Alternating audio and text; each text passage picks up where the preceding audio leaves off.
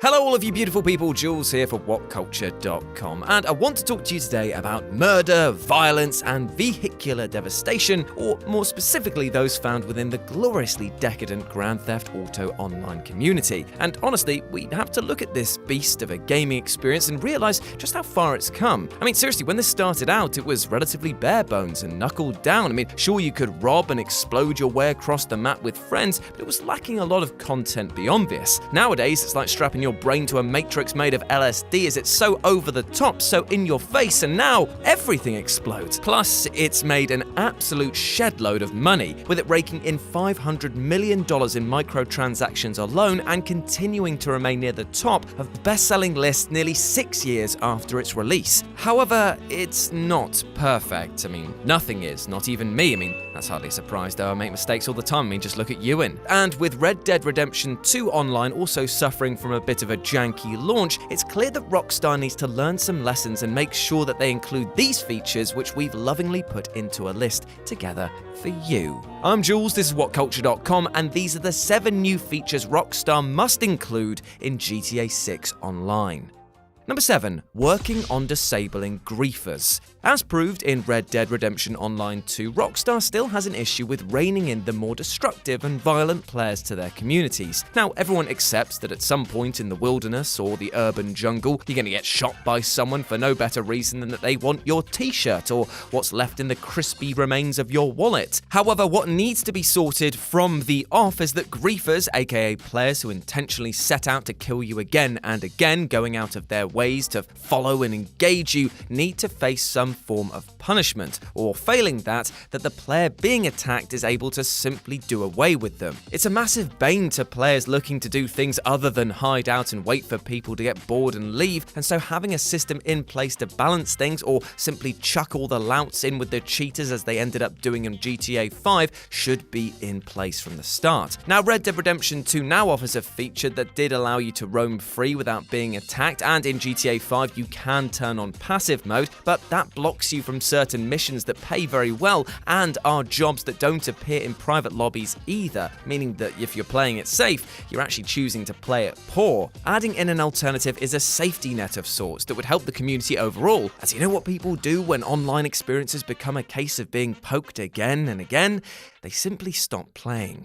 Number 6. Reliable servers on launch. Nowadays, the servers for GTA Online are relatively solid, offering a smooth gameplay experience. Sadly, the same could not be said for those who first jumped into the online interpretation of Los Santos when it went live in October 2013. Those who were there on day one will recall waiting forever to try to get in, and even if they could, there were constant crashes, incessant loading screens, and regular disconnects. Strangely, the hype around this game was so great that a lot of these issues were overlooked, likely because the single-player game was entrancing enough to lure players back in while the servers underwent maintenance. Now, whilst this was overlooked and forgiven by fans in 2013, Rockstar should expect much harsher criticism should they botch GTA 6's online launch in a similar fashion. After all, as games evolve, so do fans' expectations. Now, there are a couple of ways for Rockstar to address this issue. Firstly, they should properly beta test the game before launch. They need to work out as many kinks as possible before the world opens to the wider public, after all. Secondly, they should run analytics to make an estimate of the number of day one players, providing server capacity that exceeds that figure. And they'd be able to estimate this just from pre-orders alone, so it wouldn't just be guesswork, and these steps would ensure a smoother launch for the public. It might take longer and be a slight irritation to some players, but trust me, a poor launch can kill franchises, so it is better to take the time to do it right.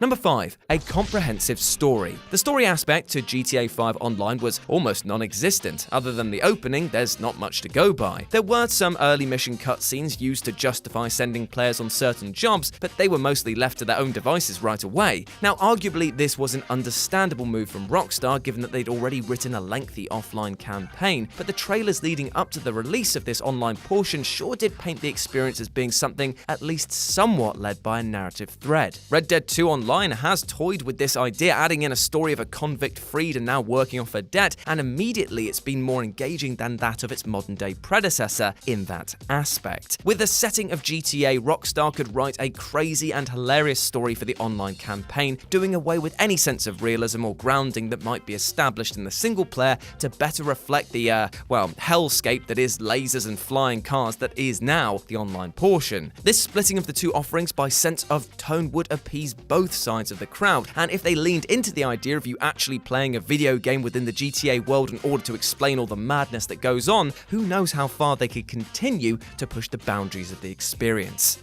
Number 4. Improved structure to heists. One major addition to GTA 5 Online was the introduction of Heists. Launching almost 18 months after the original online component was unleashed to the public, Heists created a reason for those who had stopped playing to return to GTA Online. However, that's not to say that all of them were received very well. The cracks began to show in the structure of the heist missions once the preliminary hype had died down. Now, these missions often required a group of 4 players in order to be tackled, and that meant that as demand dwindled, so too did the available player base, resulting in long wait times to get into a game. Further hurdles were created due to the fact that if one party member died or disconnected from the game, it resulted in an instant game over for the whole party. It was a stark contrast to the over-the-top action found elsewhere in the same online component, so was quite abrasive to some players. Therefore, introducing a dynamic where smaller groups could still complete the heist, albeit with maybe a higher difficulty, would mean that it would be a great way to keep players engaged. It could even create a chance to get one over on other players during the job. For example, if one player dies, the other 3 could fight over the loot that they've dropped. It's a problem that, if approached in a clever way, could actually lead to a developing windfall. Number 3. A balanced economy. This seems to have been another aspect that Rockstar has been made painfully aware of, but ended up repeating within Red Dead Online 2, as that economy was shagged harder than your mum last night when she was down the docks. I mean, those poor sailors, they never saw it coming, bless them. Also, that's my one per list. Yes, the grind was very, very real within the Wild West, asking players to grind for hours and hours to purchase a hat that just looked like it'd been fished from a bloody bin. However, it's not just the sheer arduous nature of a bad economy that can put players off, it can also be how it delivers the options of microtransactions to the player. For example, GTA Online isn't the same beast it was back in 2013, as in that version players could play for in-game rewards and for the most part were fairly reasonable. In 2019, however, the prevalence of shark cards and the sheer cost of certain fun items like flying cars and apartments will see players either have to grind hundreds of hours or give in and purchase one of the in-game shark cards. The way the market has changed is a very worrying sight, with Rockstar showing very 2 big faults. Either that it's going to be a grind for sweet FA, or that we might see a marketplace slide into this grind from a good start to cash in on kids who've snagged their parents' wallets. Neither option is good, and neither should happen ideally with GTA 6. A fairer solution would be to release substantial DLC packs such as that was offered in previous Rockstar titles.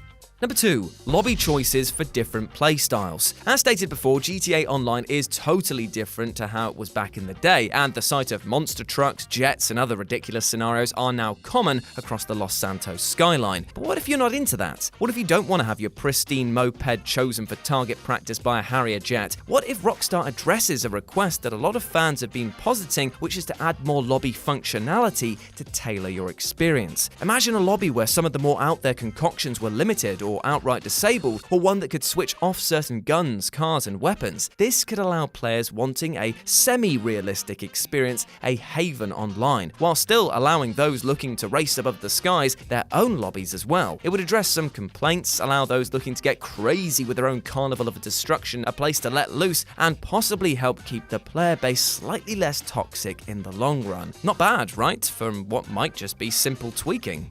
And number 1, flamethrowers and chainsaws. So I've gone all this time just looking and sounding like a right old killjoy, haven't I? I mean, I bet in fact you're probably typing out something like, "Old man Jules can't hang with us youngsters, I bet he dips his bread in water like a goddamn duck." Well, 2 things to that, my friends. 1, I only want to see a balanced experience, not one that's been restricted, as this last point is literally about adding goddamn flamethrowers and chainsaws. And 2, I'm not a duck, I don't like wet bread. Yes, old Mr. Choppy and Mr. Bernie need to make an appearance because they have been sorely missed from the last couple of outings of the GTA franchise. And when you consider how good fire effects are looking in games today, how could you not want to see this in action? Honestly, I think I've not met a problem that couldn't be solved by fire, except maybe problems that could only be solved by a chainsaw. And we all have fond memories of reenacting that Vice City massacre, so why not bring back the old Reverend for a bit of chaotic communion? It could make for some truly hilarious and horrifying moments within the new GTA Online community, that is for sure. And now call me old-fashioned, but I don't need a dinosaur shooting rockets from its mouth to have a good time. Just get me a motorized blade and a flamethrower, and I'll show you a really decent Sunday barbecue. And there we go, those were 7 new features that GTA 6 Online needs to include. But before you go elsewhere online, maybe you should take some time and go offline, as in take some time away from all of this stress and trials that the world exerts upon you. Just take some time for yourself. It is perfectly okay if things are giving you difficulties in life to take your time with them. And if you fail, don't worry. You can always try again, and if you need help with that, you can ask people, friends, family, and professionals out there, because there is no shame in asking for help. As always, I've been Jules. You can go follow me at RetroJ with a 0 over on Twitter. You have been awesome. Never forget that, and I'll speak to you soon. Bye!